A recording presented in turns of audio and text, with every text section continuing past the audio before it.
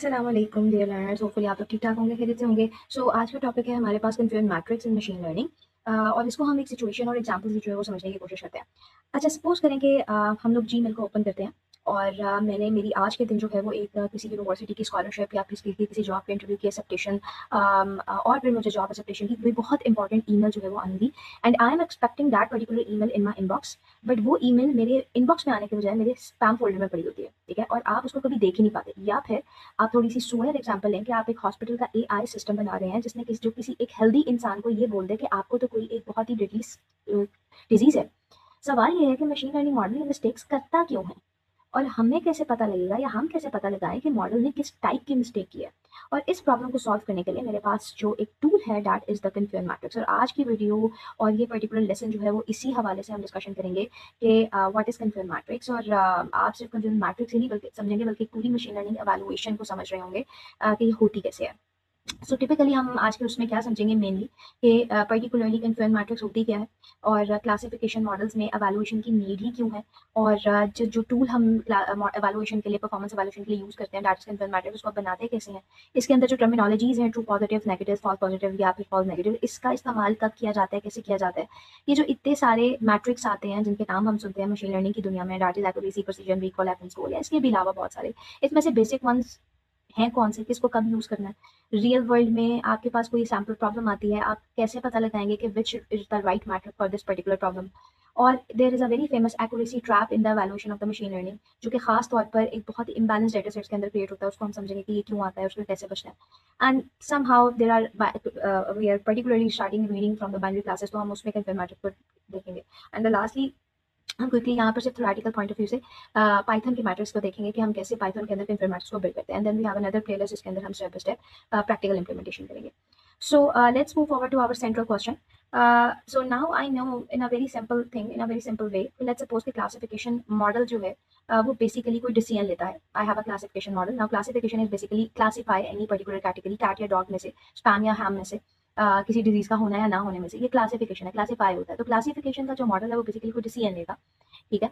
अब ये मॉडल हर बार तो करेक्ट नहीं होगा, ठीक है। कभी ये मॉडल जो है वो सही भी हो सकता है, कभी गलत भी हो सकता है। एग्जाम्पल के पॉइंट ऑफ व्यू देखें, कभी ये स्पैम ईमेल इनबॉक्स में भेज देता है या सही ईमेल को स्पैम में भेज देता है, ठीक है। इसी तरह कभी किसी पर्टिकुलर डिजीज को प्रिडिक्ट करने में या डिटेक्ट करने में ये मिस्टेक्स कर सकता है और हमें भी एग्जैक्टली वो मिस्टेक्स को समझना होता है, ठीक है। तो हम इस तरह के पर्टिकुलर सिचुएशन में जिधर मुझे ये देखना है कि मेरा मॉडल मशीन लर्निंग मॉडल या क्लासिफिकेशन मॉडल कैसे किस तरीके से जो है वो डिसीजन ले रहा है या किस तरह का डिसीजन ले रहा है, कितना परसेंट उसने ठीक डिसीजन लिए हैं, कितने परसेंट उसने गलत डिसीजन लिए हैं, उसके लिए एक टूल इस्तेमाल होता है जिसका नाम है फिर मैट्रिक्स है।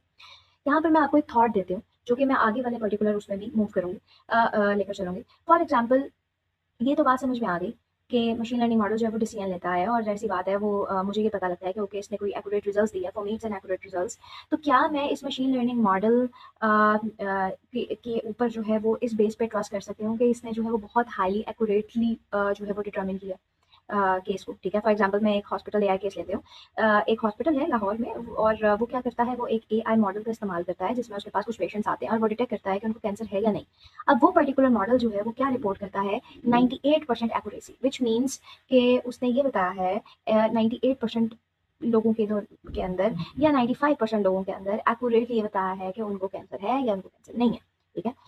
या मे बी उनको कैंसर नहीं है, ठीक है। But for example but the real cancer patients, अब वो हो ये रहा है कि उसके पास जिस तरह के लोग आ रहे हैं उनको नॉर्मली कैंसर नहीं है और वो उनको डिटेक्ट कर रहा है कि इनको कैंसर नहीं है, but there are few, for example 95% accuracy के साथ वो कर रहा है और देन देयर आर 5% पेशेंट्स जिनको एक्चुअली कैंसर है और वो मॉडल भी यही काम करने के लिए बैठा हुआ है कि उसको कैंसर डिटेक्ट करना है, लेकिन वो इन एक्चुअल उन 5 पेशेंट्स के लिए भी क्या प्रिडिक्ट करता है कि इनको कैंसर नहीं है। नाउ इस तरह के मॉडल में जिस पे हमें बड़ी वाव सिचुएशन मिल रही है कि ओके मेरा मॉडल 98% और 95% एक्यूरेसी जो है वो दे रहा है, तो क्या अभी भी ये पर्टिकुलर एक्यूरेसी मेरे लिए वाव फैक्टर होना चाहिए कि दिस इज आर इंटरेस्टिंग, ठीक है। या फिर कौन सी पर्टिकुलर मिस्टेक जो है वो वर्सन है कि एक हेल्दी पेशेंट को कैंसर कहकर डरा देना या फिर कि रियल पेशेंट को ये कहकर मिस कर देना कि आपको कैंसर नहीं है। और क्या हर तरह के एरर्स जो है वो एक ही जैसे रिजल्ट्स निकालेंगे। इन तमाम सवालों के ऊपर भी हम कन्फर्म मैट्रिक्स का इस्तेमाल करते हैं। So I am talking about the different situations जहाँ पे मेरे लिए ये जानना जरूरी है कि there must be an evaluation tool जिसमें मुझे ये देखना है कि मेरा मॉडल की परफॉर्मेंस एक्चुअली में क्या है, अंडर द हुड क्या है, तो उसके लिए मेरे पास एक टूल है डाटा स्किन मैट्रिक्स जिसके ऊपर हम आज का लेसन कवर कर रहे हैं। Before proceeding into the real thing, let's talk about some of the terminologies जिसमें कुछ बच्चे जो है वो स्टार्टिंग में मिस्टेक्स कर देते हैं। For example we usually talk about the positive class and the negative class. ठीक है, आपके पास अगर कोई पर्टिकुलर प्रॉब्लम है तो आप उस प्रॉब्लम का जो रिजल्ट है वो किस तरह निकालेंगे, या कहेंगे यार मेरे पास एक दो तरह की क्लासेस है। क्लासेस से क्या मुराद है? फॉर एग्जाम्पल मेरे पास जो दो तरह की क्लासिफिकेशन निकल रही है मैं उसको क्लास कह देती हूँ। मेरे पास आउटपुट है, मेरे पास लेबल है। ठीक है, एक पॉजिटिव क्लास हो सकती है, कोई नेगेटिव क्लास भी हो सकती है। ठीक है, अब पॉजिटिव क्लास फॉर एग्जाम्पल अगर मैं कैंसर डिटेक्शन की बात कर रही हूँ तो मैं कहूँगी कि पॉजिटिव क्लास मेरे केस में क्या है कि किसी को कैंसर है। अब यहाँ पे क्वेश्चन अराइज भी हो सकता है कि पॉजिटिव का मतलब तो गुड होता है, तो इसका मतलब कि हम ये कह रहे हैं कि ये पर्टिकुलर डिजीज गुड क्लास है। तो नो, यहाँ पर हम पॉजिटिविटी का मतलब गुड के फैक्टर में नहीं देख रहे या डिजायरेबल के फैक्टर में नहीं देख रहे। हमने सिर्फ एक इसको एक क्लास प्रोवाइड की है, हाँ या ना की तरह, ट्रू और फॉल्स की तरह। ठीक है, पॉजिटिव केसेस को हम कहते हैं कि okay this is the answer is true, the answer is हाँ, द आंसर इज यस। और नेगेटिव क्लास का मतलब है कि answer is no, answer is false. For example अगर मैंने ऐसा टूल बना रहा हूँ जो कि फ्रॉड को डिटेक्ट करेगा, for example that fraud is like stock market का फ्रॉड या फिर किसी जॉब पोस्टिंग का फ्रॉड या फिर कोई भी फ्रॉड, तो अगर वो पर्टिकुलर न्यूज फ्रॉड है तो वो पॉजिटिव क्लास में आएगी कि यस इट्स अ फ्रॉड, और अगर वो नेगेटिव है तो वो नेगेटिव क्लास में आएगी कि no it's a not fraud. Now the next thing is कि कन्फ्यूजन मैट्रिक्स बेसिकली जो हमारे मशीन लर्निंग का एक पूरा प्रोसेस है जो हमने 6 से 7 स्टेप्स का एक प्रोसेस किया है उसके अंदर एक्चुअली फिट का होता है। So if you guys remember के पर्टिकुलरली जो मेरे स्टेप थे उसके अंदर सबसे पहले मेनली जो मेरे पास मशीन लर्निंग के स्टेप्स है वो तो सिर्फ 4 ही थे। क्या होता था जी, मैंने डेटा को कलेक्ट करना है, मैंने डेटा को कलेक्ट करके उस कलेक्टेड डेटा के ऊपर मॉडल को अपने ट्रेन करना है। मैंने जिस भी पर्टिकुलर एल्गोरिथम को चूज करके अपने मॉडल को ट्रेन किया, उसने मुझे कहा कि हाँ जी भाई मैंने अपनी सारी लर्निंग कर ली है, मैंने खुद की भी एक वैलिडेशन कर ली। So now the thing is this कि मैंने उसको टेस्ट करना है कि भाई ये पर्टिकुलर मॉडल जब रियल वर्ल्ड में अनसीन डेटा देखेगा तो उसके ऊपर ये किस तरह से बिहेव करेगा। और जो भी उसने टेस्टिंग के रिजल्ट्स दिए, अब नाउ मैंने खुद बैठकर अपने मॉडल को क्या करना है, एवेलुएट करना है। नाउ एवेलुएट का क्या मतलब हुआ कि भाई मुझे ये देखना है कि मेरे मॉडल ने कितने पर्टिकुलर प्रेडिक्शंस जो है वो करेक्ट की हैं, कितनी गलत की हैं, कितने सवालों का सही जवाब दिया, कितने सवालों का सही जवाब नहीं दिया। अब यहाँ पर अगर आप से किसी को कंफ्यूजन है कि नहीं भी हमने वो तो दो स्टेप्स भी किए थे, वैल्यू ईडीए और प्री प्रोसेसिंग, तो वो बेसिकली आपके यहाँ पर आएंगे ना कि आपने डेटा को एक तो कलेक्ट कर लिया। Okay, when you have collected the data, so अब आपको क्या करना है, डेटा कलेक्शन के बाद आपने जाहिर सी बात है उसका एनालिसिस करना है। और जब आपने एनालिसिस कर लिया तो फिर अब आपने कोई या तो इसमें से इंसाइट्स निकाली होगी या कोई ने ये फिगर आउट किया होगा कि यार इसके अंदर तो कुछ प्रॉब्लम्स है। तो आपने जो प्रॉब्लम निकाली तो आपने उसको क्या पर्टिकुलरली बेसिकली किया, आपने उसको प्री प्रोसेसिंग के थ्रू करेक्ट कर दिया। ठीक है, तो एवेलुएशन में जहाँ पर अब आप ये देख रहे हो कि कितने परसेंट सही सवालों का जवाब दिया और कितने परसेंट रॉन्ग, तो वहाँ पर आपको एक टूल रिक्वायर होता है। वो टूल बेसिकली क्या होता है, कन्फ्यूजन मैट्रिक्स। तो ये कोई एल्गोरिथम नहीं है, ये सिर्फ एक बेसिकली एक टूल है जिसमें हम ये देखते हैं कि क्लासिफिकेशन मॉडल ने किस तरह की बेसिकली प्रोडिक्शंस की है। ठीक है, सो नाउ अब यहाँ पर देखो किस तरह की 4 केसेस निकल सकते हैं, तो ये हमने देखना है। पहला केस क्या होगा कि फॉर एग्जांपल मेरे पास एक तो पर्टिकुलर मेरी आउटपुट थी। ठीक है ना, लेट्स सपोज कि मैं अपनी उस पर्टिकुलर आउटपुट को क्या नाम देती हूँ, मैं कहती हूँ कि यार एक मेरी आउटपुट है जो कि आनी चाहिए थी, डैट इज वाई, और एक मेरी आउटपुट है जो कि मेरे मशीन लर्निंग मॉडल ने क्या किया, प्रेडिक्ट किया वाई डैश। अब ये जो है ना इसके 4 केसेस हो सकते हैं। फॉर एग्जांपल मेरा मॉडल किसी भी चीज़, फॉर एग्जांपल फ्रॉड का मॉडल है, कोई डिजीज को डिटेक्ट करने का मॉडल है, मौसम का हाल बताने का मॉडल है, कुछ भी है। ठीक है, तो एक तो केस ये हो सकता है कि मेरा पर्टिकुलर मॉडल प्रिडिक्ट करता है, मैं कैंसर का एग्जांपल लेती हूँ कि पेशेंट को कैंसर है। ठीक है, फॉर एग्जांपल मैं कहती हूँ कि मेरे डेटा सेट के अंदर उस पर्टिकुलर मॉडल में मेरे पेशेंट सॉरी मेरे डेटा सेट के अंदर इस पर्टिकुलर पेशेंट को कैंसर है। और मैंने जब अपने मॉडल को ट्रेन करवाया तो अब मेरा मॉडल प्रिडिक्ट करता है कि हाँ जी भाई इस पर्टिकुलर पेशेंट को कैंसर है। तो ये तो बड़ी अच्छी सिचुएशन होगी। ठीक है, ये गुड पॉइंट हो गया। सेकंड क्या सिचुएशन निकल सकती है, let me change the colour as well because मैं इतना ज़्यादा एक्टिवली वर्क नहीं कर रहा। सेकंड क्या सिचुएशन निकल सकती है, सेकंड सिचुएशन ये निकल सकती है कि फॉर एग्जांपल किसी केस में कहा जाता है कि मेरे एक्चुअल डेटा सेट में मेरे किसी पर्टिकुलर पेशेंट को कैंसर नहीं है। ठीक है, तो मॉडल क्या कहता है कि हाँ भाई इस पर्टिकुलर पेशेंट को कैंसर नहीं है, तो ये भी क्या हुआ, ये भी एक बड़ी अच्छी सिचुएशन होगी। ठीक है, तीसरी क्या सिचुएशन हो सकती है, तीसरी सिचुएशन ये हो सकती है कि एक्चुअल डेटा सेट में मेरे किसी पर्टिकुलर पेशेंट को कैंसर नहीं है। ठीक है, और मॉडल कहता है कि भाई इसको तो कैंसर है, मीन्स कि उसने हेल्दी पेशेंट को क्या कह दिया, डिजीज पेशेंट का वो बना दिया। अब ये सिचुएशन गुड नहीं है, यहाँ पे मॉडल ने अच्छी वर्किंग नहीं की। चौथी क्या सिचुएशन हो सकती है विच इज़ वेरी डेंजरस, और इसके ऊपर हम बात करेंगे कि मेरे एक्चुअल डेटा सेट में किसी पर्टिकुलर पर्सन के जो फीचर्स हमने डिटेक्ट किए उसके मुताबिक इसको कैंसर है, डिटेक्ट होना चाहिए कि इसको कैंसर है, लेकिन मेरा जो एआई का मॉडल है वो क्या कहता है कि नहीं ये तो बिल्कुल हेल्दी है, उसको तो कोई कैंसर नहीं है, एवरीथिंग इज फाइन। तो ये बेसिकली जब हम वैल्यूएशन करते हैं ना तो ये बेसिकली 4 केसेस निकल सकते हैं। अब इसमें से पहला केस और दूसरा केस इज वेरी गुड, ये हम चाहते हैं कि ऐसे ही मेरा मॉडल जो है वो परफॉर्म करे, लेकिन ऑलवेज जो है वो हमेशा आइडियल सिचुएशन नहीं हो सकती। समटाइम मेरे मॉडल जो है वो मिस्टेक्स करेगा, तो जो मिस्टेक्स करेगा ना उसके अंदर दो तरह की मिस्टेक्स यहाँ पर आ सकती हैं। वो कौन सी मिस्टेक है कि अगर तो आपका मॉडल जो है वो सही से एक्टिवली जो है वो एवेलुएशन नहीं कर रहा, और उसने जो है वो एक हेल्दी पेशेंट को कैंसर पेशेंट कह दिया और एक कैंसर पेशेंट को उसने जो है वो हेल्दी कह दिया। ठीक है, so this is going to be something. अब जो कन्फ्यूजन मैट्रिक्स हम बनाते हैं वो बेसिकली दिखता कैसे है, उसके लिए जो है ना वो हमने ये देखना है कि उसकी जो तस्वीर है ना वो कुछ ऐसी होती है। ये आपने पर्टिकुलरली याद रखना है। ठीक है, कि हमारे पास ऐसा करके कोई एक टेबल मैट्रिक्स बनता है, ये जो 4 रोज एंड कॉलम्स का मजमूआ होता है, इसलिए इसको मैट्रिक्स कहा जाता है। ठीक है, अब मैट्रिक्स में जो इस तरीके से मेरा एक टेबल डिज़ाइन हो रहा है, उस पर्टिकुलर डिज़ाइनिंग में जो रोज है बेसिकली वहाँ पर अक्सर औकात में दिखेगा कि ये मेरी जो एक्चुअल वैल्यूज है, एक्चुअल वैल्यूज की क्या मुराद है, वो वैल्यूज जो मेरी डेटा सेट का हिस्सा है। ठीक है, और जो कॉलम्स हैं उनको हम कैसे कह देते हैं कि ये मेरे पास प्रिडिक्टेड वंस है। प्रिडिक्टेड वन से क्या मुराद है कि मेरे मॉडल ने जो जिस बिहाफ पे उसको प्रिडिक्ट किया। ठीक है, अब विजुअलाइज करके ये बड़ा एक मैट्रिक्स एक वे देता है कि आपने विजुअलाइजिंग के फॉर्म में दिखा देता है कि जितने भी ओवरऑल आपने उससे क्वेश्चंस पूछे थे, आपने टेस्ट इंस्टांसेस उसको दिए थे, उसमें से तमाम टेस्ट इंस्टांसेस में सम अप करके आपके मॉडल ने क्या परफॉर्मेंस दिखाई है वो दिखाने के तरीक़ाकार को इस मैट्रिक्स के अंदर, इस टेबल के अंदर हम क्या कहते हैं, कन्फर्म मैट्रिक्स। और ये बाइनरी क्लासेस के लिए भी है और ये आपके पास मल्टी क्लासेस के लिए भी है। ठीक है, अब यहाँ पर ना आप थोड़े से नाम देख रहे होंगे, ये बेसिकली उन्हीं चीज़ों को उन्हीं लेबल किसी लेबल के थ्रू जो है ना उसकी परफॉर्मेंस को लेबल्स के थ्रू बताने का तरीका है, जो कि हम आगे देखेंगे। अभी याद करने का तरीका ये है कि फ्रॉम फॉर द रोज हम क्या प्रेजेंट करवा रहे होते हैं कि एक्चुअली इंस्टांसेस क्या है और मेरे एक्चुअल डेटा सेट में क्या बात हो रही थी और जो मॉडल ने प्रेडिक्ट किया वो क्या बात हो रही थी। ठीक है, अब यहाँ पर ना कुछ हम देख रहे होंगे कि पॉजिटिव क्या है, नेगेटिव क्या है। ये वही है जो हम पीछे देख कर आए। पॉजिटिव मीन्स कि क्या एक्चुअल में मेरे डेटा सेट के अंदर किसी पर्टिकुलर पेशेंट को कैंसर था या नहीं था, फ्रॉड हुआ था या नहीं हुआ था, ईमेल स्पैम थी या नहीं थी। ठीक है ना, और नेगेटिव नहीं को। ठीक है, तो ट्रू इंस्टांसेस पॉजिटिव और नेगेटिव इंस्टांसेस। और प्रिडिक्शन में मॉडल ने क्या प्रिडिक्ट किया, मॉडल ने किसको पॉजिटिव कहा और मॉडल ने किसको जो है वो नेगेटिव कहा, तो वो हम यहाँ कॉलम्स में शो करवाते हैं। जब मैं इंटरनेट सर्चिंग करूँगी ना तो मुझे कुछ ऐसे भी दिख जाएंगे कि जहाँ पर मेरे पास यहाँ पर एक्चुअल लिखा हुआ है और वहाँ पर जो है वो प्रिडिक्टिव लिखा हुआ है। इससे कोई फर्क नहीं पड़ता है, एवरीथिंग इज सेम। आपने सिर्फ पैटर्न समझना है कि ये है क्या। थोड़ा सा आगे चलते हैं। अब इसी मैट्रिक्स को थोड़ा मजीद अंडरस्टैंड करने के लिए ना हम देखते हैं कि उसके अंदर ना कुछ टर्मिनोलॉजीज लिखी हुई थी, true positive, true negative, false positive, false negative, जैसे मैंने यहाँ पे लेबल्स के फॉर्म में देखा है। तो इसकी डेप्थ में जाने से पहले थोड़ी सी लॉजिक देखते हैं। इतना पॉइंट मुझे याद है कि positive classes basically interest factor को शो करवा रहे हैं। ठीक है, अब एक्चुअल रियलिटी क्या है, फॉर एग्जाम्पल मैंने यहाँ पे 4 केसेस ले लिए। ठीक है, एक्चुअल रियलिटी क्या है, किसी को कैंसर है, किसी को कैंसर नहीं है। ठीक है, और किसी को अगर कैंसर है, फॉर एग्जाम्पल बीच में क्या आ जाएंगे, फीचर्स। किसी फीचर्स के बिना पे मॉडल ने लर्निंग की, जैसी भी लर्निंग की, और उस लर्निंग की बेस में मॉडल ने क्या की, प्रिडिक्शन की। तो प्रिडिक्शन चार तरह की हो सकती है। कौन सी, कि मेरे एक्चुअल रियलिटी में उस पेशेंट को कैंसर था, मॉडल ने भी कहा कैंसर है, तो ये हम एज अ ह्यूमन क्या मतलब लेंगे, बिल्कुल ठीक, बहुत अच्छी बात है। इसका मतलब कि एवरीथिंग इज गुड, यहाँ पे हम पेशेंट को ट्रीट कर सकते हैं। लेकिन मशीन लर्निंग के टर्म में ना हम ये ह्यूमन मीनिंग की बजाय हम इसको एक लेबल दे देते हैं। वो जो लेबल होता है ना उसको हम कहते हैं ट्रू पॉजिटिव। ठीक है, TP, यानी कि ट्रू मीन्स हाँ, पॉजिटिव मीन्स कि हाँ ठीक है, ट्रूली सही सही जवाब था, मॉडल ने सही चीज को पॉजिटिव कंसीडर किया। पॉजिटिव मीन्स कैंसर का होना, तो हम कहेंगे कि हाँ ऐसा ही है, ट्रू था, ट्रू बात ठीक थी और मॉडल ने ट्रूली पॉजिटिव उसको जो है वो डिटेक्ट किया, मीन्स कि उस पर्टिकुलर पेशेंट को कैंसर है। ठीक है, दूसरा केस क्या हो सकता है, दूसरा केस ये हो सकता है कि किसी पर्टिकुलर पेशेंट को कैंसर नहीं है, इन एक्चुअली उसके अंदर अब जो भी फीचर्स के ऊपर लर्निंग की तो मॉडल ने उसकी बड़ी अच्छी प्रोडिक्शन की। वो क्या कि हाँ भी किसी को कैंसर नहीं था, उसको कहा कि इसको कैंसर नहीं है। तो ये भी क्या है, ये एक करेक्ट रीअश्योरेंस मिल गई। अब पेशेंट को अननेसेसरली वरिड होने की जरूरत नहीं है कि उसको जो भी मत लग रहा था कि हाँ भी मुझे रिलीज हो सकती है, नहीं है। ठीक है, तो ये भी क्या हुआ, गुड केस हुआ, ट्रू प्रोडिक्शन। ठीक है, ट्रूली नेगेटिव, ट्रू नेगेटिव यानी कि सही तरीके से उसने कहा कि इसको नेगेटिव नहीं है, कैंसर नहीं मौजूद इसको। तो मशीन लर्निंग के लेवल में हम उसको क्या कहते हैं, ट्रू नेगेटिव।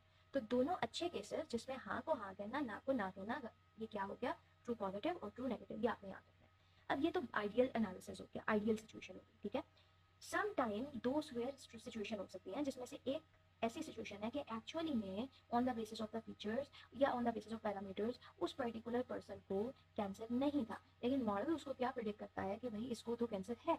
ठीक है, अब ये तो सिचुएशन बैड होगी। फॉर एग्जाम्पल इसको हम अपने पे रख के देखें तो मुझे कुछ इंडिकेशंस लग रही थी, मैंने वैसे त्यातन जो है ना वो करवा लिया, वो कुछ भी नहीं था, वो एक फॉल्स अलार्म, मतलब कुछ भी नहीं था। लेकिन इस तरह की प्रिडिक्शन में मुझे एक फॉल्स अलार्म मिला, जिसके मे बी मुझे स्ट्रेस हो एक्स्ट्रा, मे बी मुझे साइकोलॉजिकल इफेक्ट हो जाए, तो मैं क्या करूँ, अगर मैं थोड़ा सा एजुकेटेड बनूँ तो मैं क्या करूँगी, मैं मल्टीपल ओपिनियंस की तरह कुछ एक्स्ट्रा टेस्ट करवा लूंगी। मेरी कॉस्ट ज़्यादा आ सकती है, कुछ मुझे नुकसान हो सकते हैं, लेकिन बहुत सारे नुकसान के बाद एटलीस्ट मुझे सामान कहीं जाके पता लग जाता है कि हाँ भी मुझे तो टेंशन नहीं है।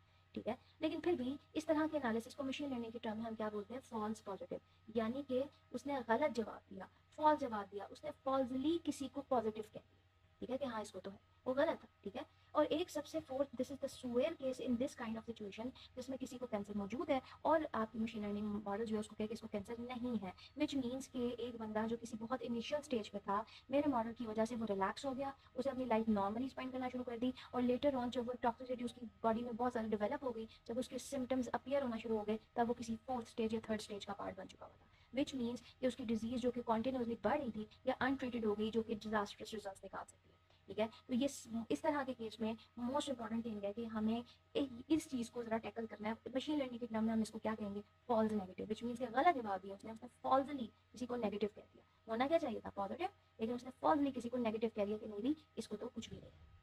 तो इस तरह के केस टू केस वेरी करेगा। इस तरह के केस में मेरा सारा ध्यान किसके ऊपर होगा, फॉल्स नेगेटिव की तरफ, किसी तरीके से मैं फॉल्स नेगेटिव को क्या कर दूं, काम। तो जब भी इस तरह के एनालिसिस मशीन लर्निंग की टर्म में हम देखते हैं, तो हम चाहते हैं मेरा machine learning model true positive बढ़ाए, इसको इसका रिजल्ट जो मैक्सिमम निकाले, ट्रू नेगेटिव भी इसके पास अच्छे खासे, यानी कि गलत को गलत, सही को सही कहे, लेकिन फॉल्स पॉजिटिव भी कम से कम कर सकूं मैं, और फॉल्स नेगेटिव भी कम से कम कर सकूं, और स्पेशली फॉल्स नेगेटिव के ऊपर मेरा ज्यादा एनहांस होगा, ठीक है। अच्छा, अब वही चीज़ मैंने जो पहले दिखाई थी, वो एक स्ट्रक्चर ऑफ कन्फर्म मैट्रिक्स मैंने दिखा दिया कैंसर और नॉन कैंसरस के पर्सपेक्टिव में। मैं स्टेप बाय स्टेप आगे चलती हूँ। अगर मुझे पता लग गया कन्फर्म मैट्रिक्स का मॉडल दिखता कैसे है, अब कैंसरस और नॉन कैंसरस के वे में हम कैसे देखेंगे, तो देखो यहाँ पर मेरे पास क्या आ गई इंस्टांसेस में एक्चुअल, और इधर मेरे पास कॉलम्स में क्या आ गया, प्रोडिक्शन, जो मॉडल प्रिडिक्ट कर है।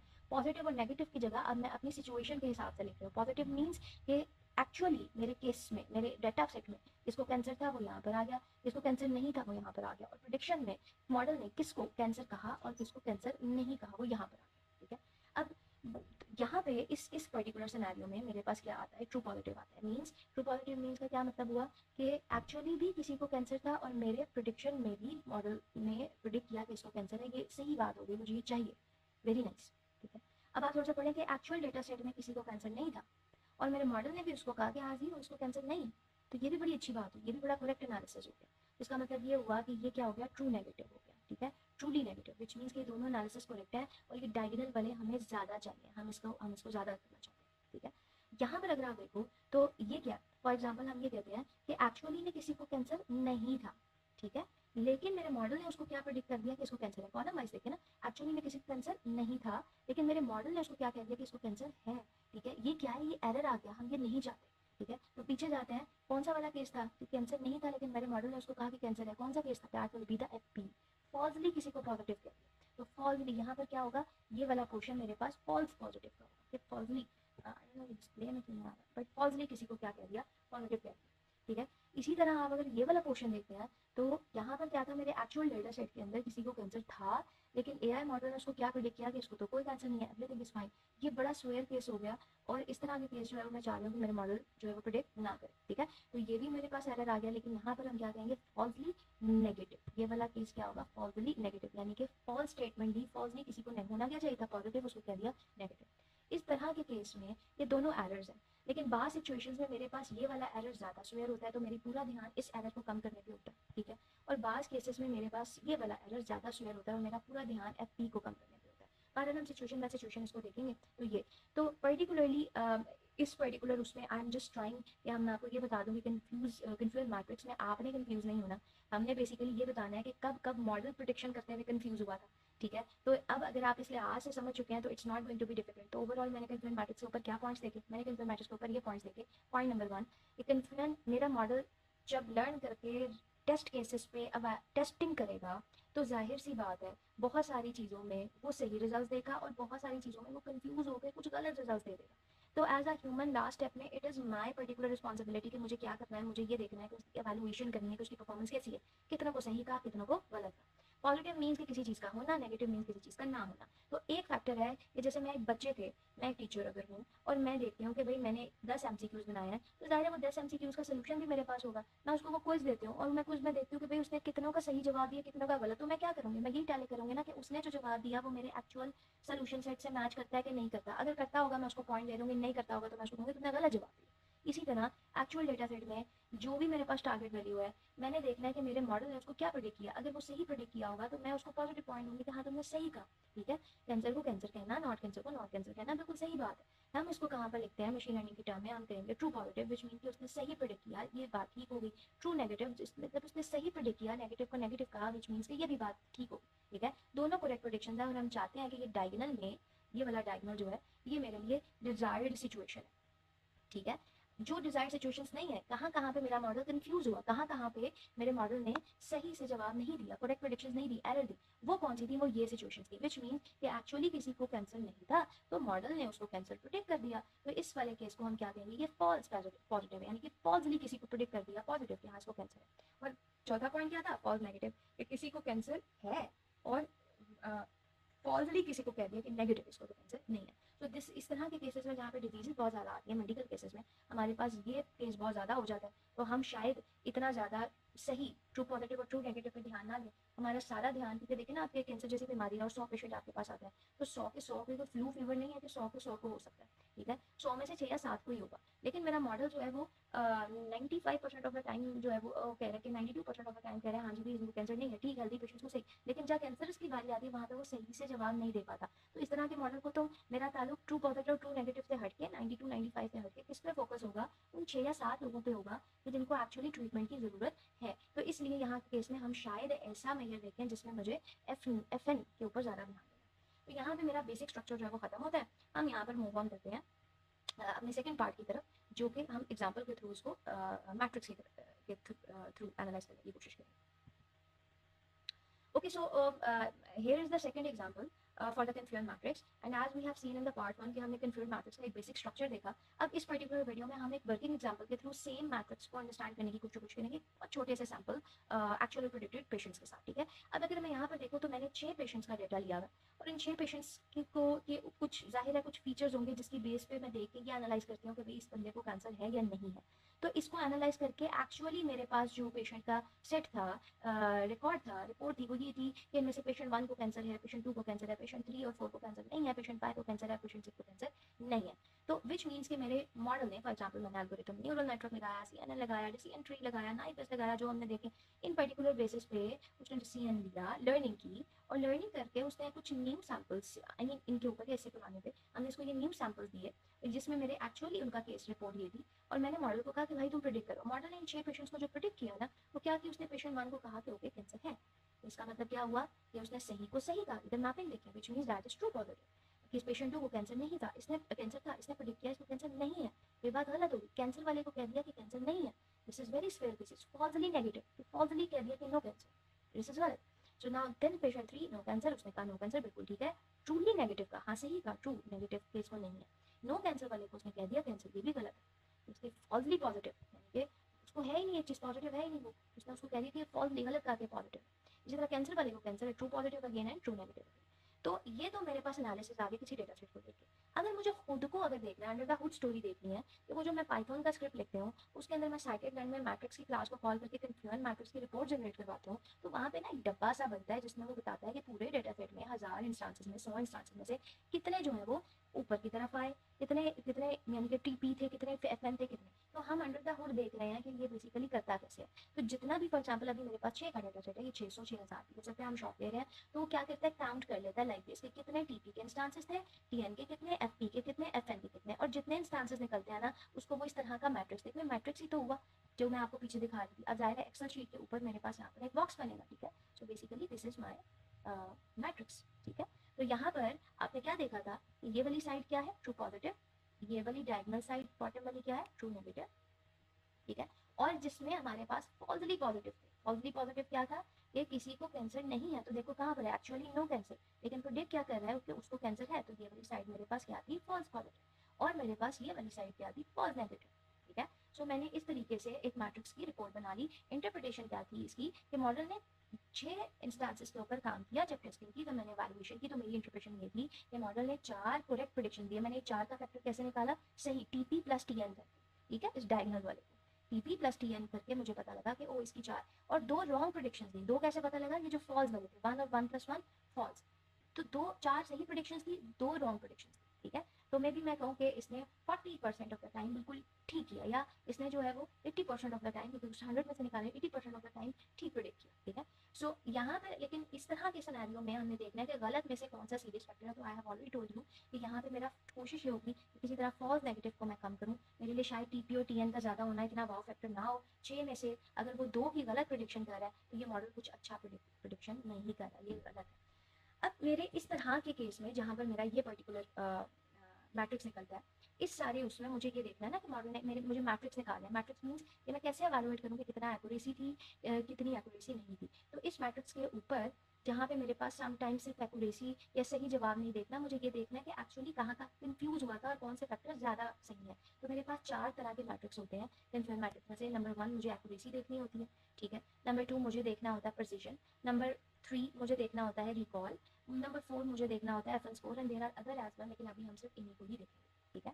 अब for example I have this particular structure, ठीक है। मुझे याद रखना है इस स्ट्रक्चर में, इस स्ट्रक्चर के अंदर जहाँ पे मैं ये दिखा रहा हूँ, तो मेरे पास ये वाला पॉइंट यानी कि टीपी और ये वाला पॉइंट यानी कि टीएन, ये मेरे पास मेन पॉइंट है जिसको मैं कहती हूँ कि ये एक्यूरेसी है। तो जब मुझे एक्यूरेसी मेजर करनी होगी तो मैं क्या करूँगी, मैं कहूँगी कि TP plus TN divided by all the factors. All the factors क्या थे, जिसमें TP plus TN plus FP plus FN ये सब थे, ठीक है। सेकंड क्या फैक्टर आता है, प्रिसिजन। प्रिसिजन का मतलब क्या है इसको हम देखते हैं आगे भी, लेकिन प्रिसिजन का फैक्टर हम किसके ऊपर लेकर जाएंगे ये हमें थोड़ा सा देखना है।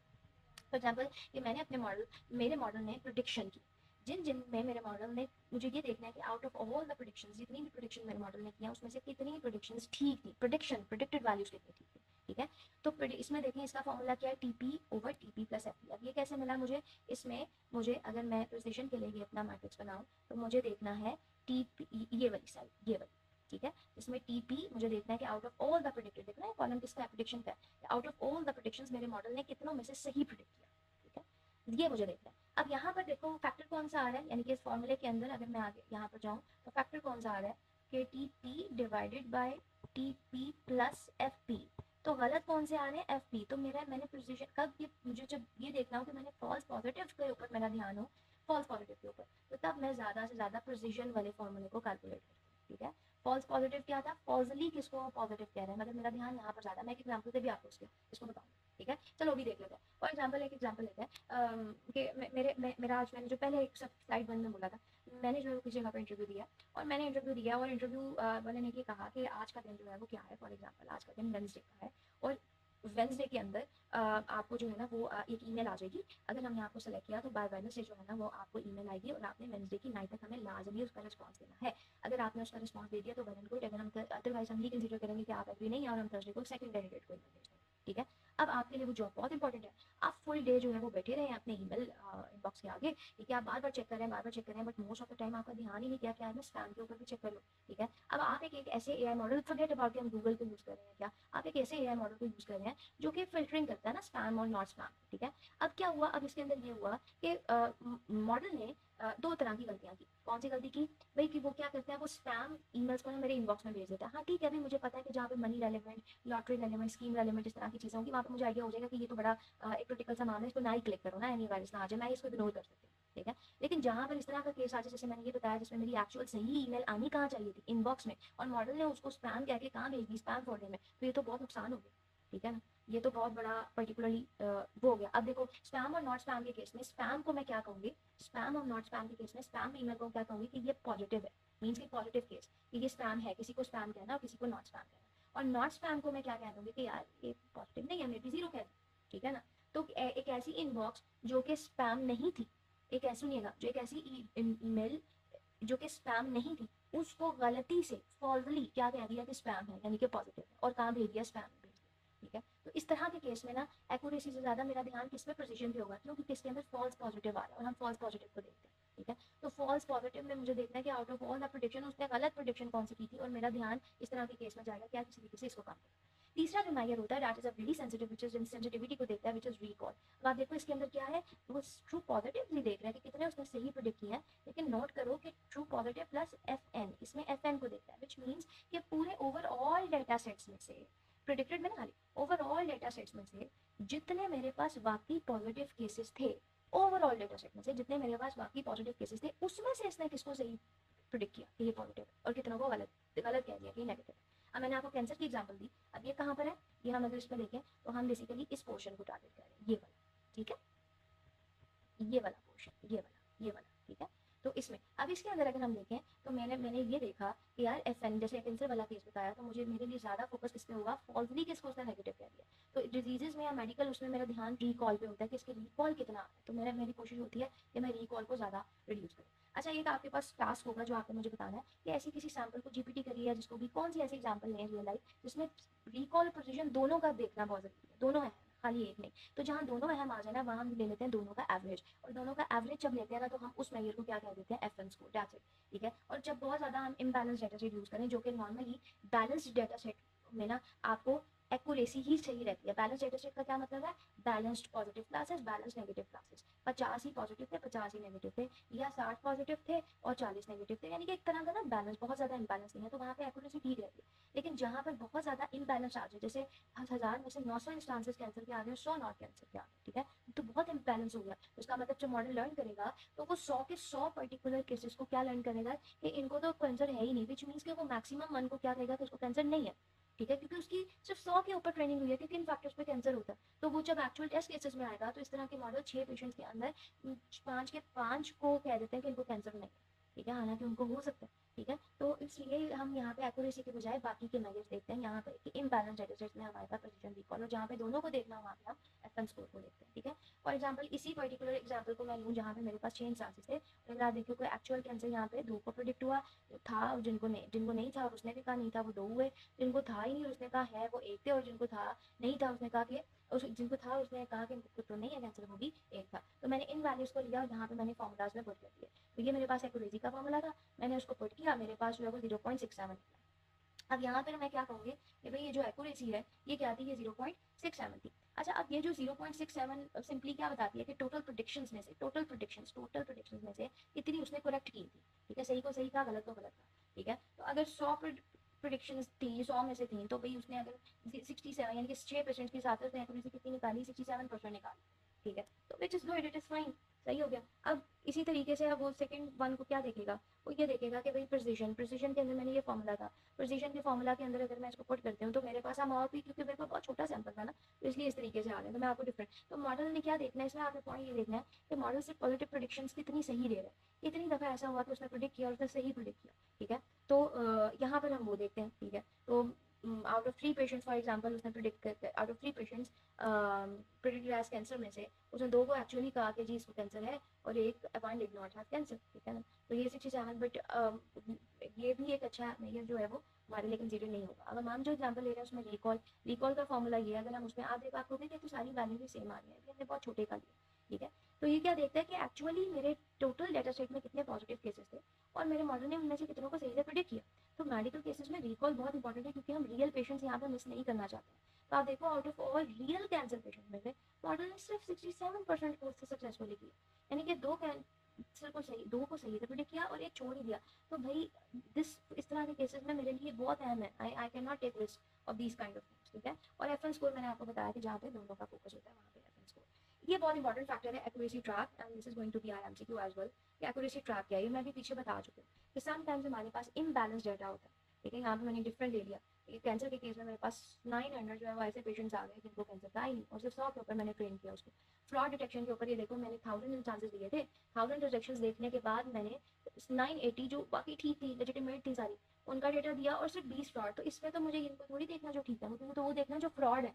तो मैंने तो सिर्फ 20 के ऊपर उसको फ्रॉड सिखाया कि भी देखना कैसे है। तो मॉडल बड़ा लेजी मॉडल था, उसने तमाम के तमाम को ये देख लिया कि नॉट फ्रॉड कैसे करना है, और जब भी उसको प्रोडिक्शन देते थे ना, वो सबको ही कह देता था कि नॉट फ्रॉड है। ठीक है, विच मीन्स कि भाई ठीक है, मे बी उसने जो है वो 98% ऑफ द टाइम इस तरह के केस में हाँ ठीक कहा, लेकिन यहाँ पर मेरे पास क्या था, यहाँ पर मेरे पास सिचुएशन थोड़ी सी चेंज आ गई। वो क्या थी कि जब मैंने उसको वाकई डिवाइड किया ये FN और उसमें, तो आई फिगर इट आउट कि यार जो ओवरऑल 17 केसेस थे वो थे ही सारे ट्रू पॉजिटिव वाले, और उसने उसको ठीक एनालिस किया, और जो नेगेटिव थे वो थे ही सारे 970 इंस्टांसेस, इतने सारे ट्रू नेगेटिव के थे, उसने सीख ही सबको लिया कि इसको नॉट फ्रॉड कहना है। ठीक है, और जो उसने इस बेसिस पे लर्निंग की थी उसको सिर्फ उसने इस यहाँ पर एनालाइज किया, और इस बेस की लर्निंग पे उसने कितने 3 FN में कह दिया, यानी कि एक्चुअल फ्रॉड को प्रिडिक्ट कर दिया कि फ्रॉड नहीं है, और लेजिटिमेट केसेस यानी कि जो एक्चुअल लेजिटिमेट केसेस थे उसको उसने कह दिया कि फ्रॉड है। ठीक है ना। तो दोनों केसेस यहाँ पे बड़े सोए हैं, ठीक है। तो मे बी एक्यूरेसी जब आप इसकी प्लस करोगे तो ऑल द फैक्टर्स की बेस पे निकालोगे तो आपकी इतनी एक्यूरेसी आ जाएगी, ठीक है।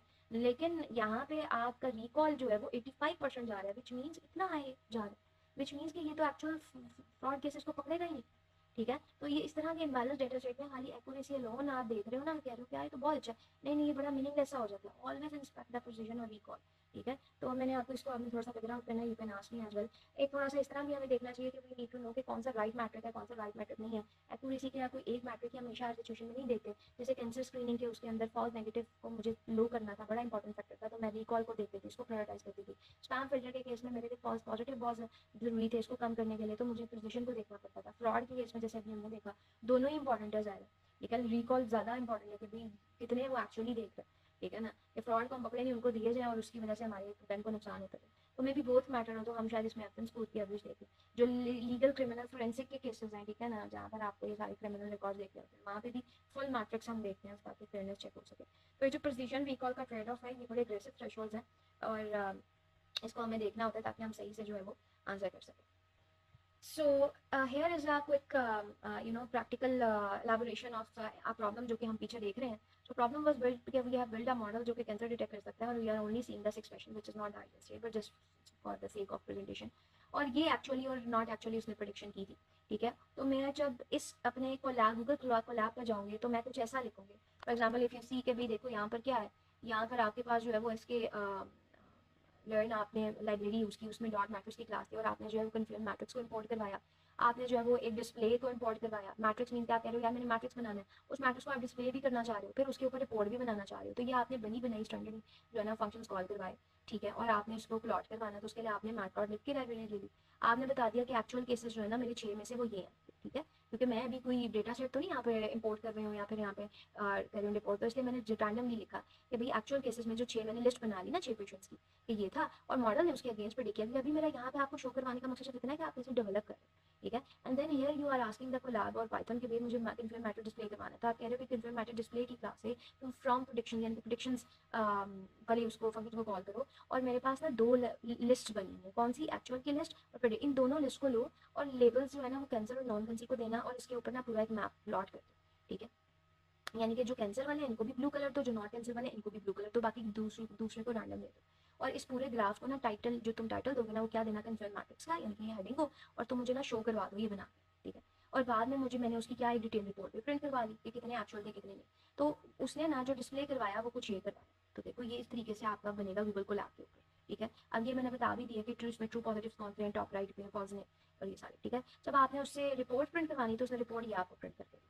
इसमें उसने ये बताया कि आपके पास कैंसर के और नॉट कैंसर ये तो मैट्रिक्स की निकाले, प्रिसिजन की ये वैल्यू निकली है, रिकॉल की है, एफएन स्कोर की है, ठीक है ना, और एक्यूरेसी के उसने दिखा दिया, बहरहाल वेटेड एवरेज भी यहाँ पर दिखा दी। तो बहुत सारे केसेस में हम रिपोर्ट्स को देख के एनालाइज करते हैं क्या रिजल्ट्स क्या निकले, ठीक है। तो मॉडल ने 4 प्रेडिक्शंस दे दी, ठीक है ना, एक फॉल्स। तो देयर आर लॉट के प्रिसिजन में जब की टेक अवेज आपने इसमें से लेने ना कि प्रिसिजन कब इंपॉर्टेंट है, रिकॉल कब इंपॉर्टेंट है, FN score. So that was the overall, the learning of the infant matters. You can ask all the questions. और closing reflection हम यही देखेंगे कि हमने इसमें से सीखा क्या है। हमने यही सीखा कि क्या ना मॉडल भी मैथमेटिकली एक्यूरेट, मे भी मैथमेटिकली वो बहुत अच्छा हो लेकिन सोशली वो मॉडल मेरे लिए बहुत हार्मफुल हो, ठीक है ना। और मैंने ये भी देखा कि फॉरन मैंने एआई के मॉडल को डिप्लॉय नहीं कर देना, मुझे सबसे पहले उसकी कन्फ्यूजन स्टेट्स को मिस्टेक्स को स्टडी करना। मैंने फिर ये देखा कि आपने शायद ये भी एनालाइज किया हो कि यार एक छोटी सी एक एआई डेवलपर की छोटी सी मिस्टेक जो है वो एक सोशल एनवायरनमेंट पे कितनी बड़ी इफेक्ट डाल सकती है। So what kind of ethical responsibility you carry, क्या आपने एक ऐसे एथिकली रिस्पॉन्सिबल मॉडल्स बनाने हैं जिसका एक ग्रेट और पॉजिटिव इम्पैक्ट पड़े आपकी सोसाइटी पे। सो ना confusion matrix should not be just a table, या आपके लिए क्या होना चाहिए, एक रियलिटी चेकिंग टूल होना चाहिए जिसमें आप अपनी क्लासिफिकेशन मॉडल की असल हकीकत देख सकें कि आपका मॉडल वाकई सेफ है, वाकई फेयर है, वाकई मीनिंगफुल डिसीजन बना रहे हैं, सिर्फ एक्यूरेसी को तो नहीं देख रहा और आप जो है वो उसके ऊपर मिस्टेक्स इंस्पेक्ट कर सकें, ठीक है। Thank you so